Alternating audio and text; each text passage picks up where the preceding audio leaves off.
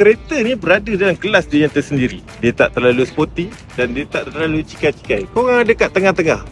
Yang paling penting, poket korang tak koyak nak bayar bulan-bulan. So, kita apa yang korang tengah cakap ni? Kalau korang nak tahu, inilah dia Honda Civic FL1. Mungkin korang malu nak pakai Honda Civic FE RS yang terlalu ekonomi, dan korang tak mampu nak pakai Honda Civic FL5.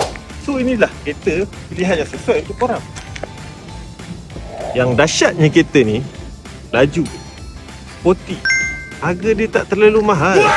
Dan yang paling penting, seat dia boleh turun laju-laju.